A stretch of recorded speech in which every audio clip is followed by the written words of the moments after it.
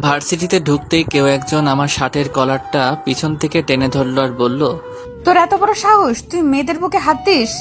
আমার শার্টের কলার ধরে ভার্সিটির মাঠে আমাকে টেনে নিয়ে এলো। পুরো ক্যাম্পাসের ছেলেমেয়েরা আমার দিকে তাকিয়ে আছে।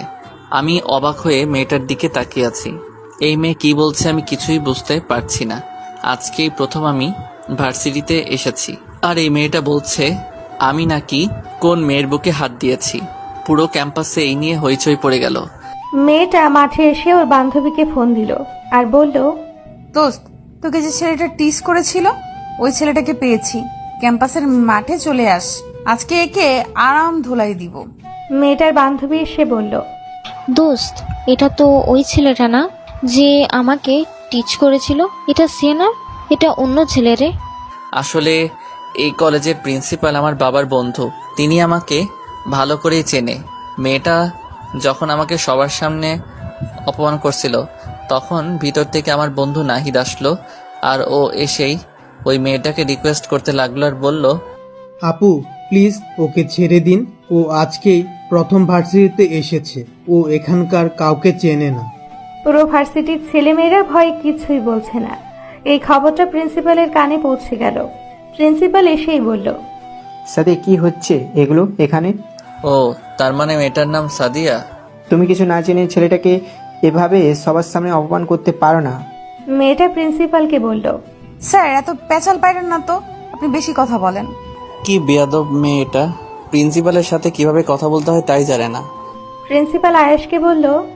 আয়াস, তুমি ক্লাসে যাও। প্রিন্সিপাল সাদিয়া নামের মেয়েটাকে বলল, তুমি জানো তুমি কাকে অপমান করেছো? ওর বাবা কানে এই খবরটা গেলে এটা নিয়ে ঝামেলা হবে। মেয়েটা প্রিন্সিপালকে বলল, আমি ঝামেলা দেখে ভয় পাই না। আর কে ওই ছেলে, আর কে ওর বাবা? ওর বাবা কি আমার বাবার থেকে ধরি নাকি? মনে রাখেন, আমি এই দেশের সবচাইতে বড় ব্যবসায়ীদের মেয়ে, ব্যবসায়ীর মেয়ে সাদিয়া। কেউ আমার কিচ্ছু করতে পারবে না, আমি কাউকেই ভয় পাই না। আয়াস ক্লাসে চলে আসলো।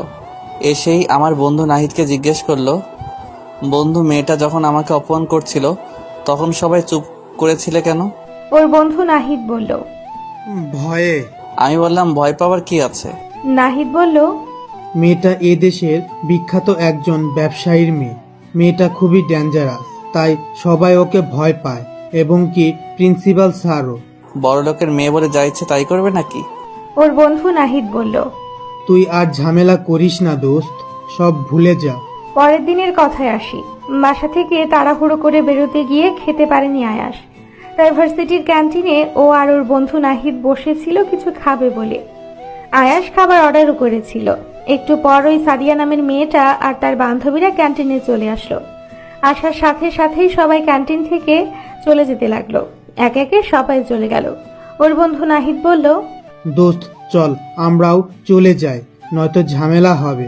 আমি বললাম না আমি যাব না। কিরে, তোর বন্ধুকে তুই বলিসনি যখন আমরা ক্যান্টিনে খাবার খাই তখন আর কেউ সেখানে খায় না? তোরা কি জানোস না? আমি মেয়েটাকে বললাম কেন, আমরা তো আপনাদের আগে এসেছি। মেয়েটা একটু হাসলো আর পানির বোতলটা হাতে নিল।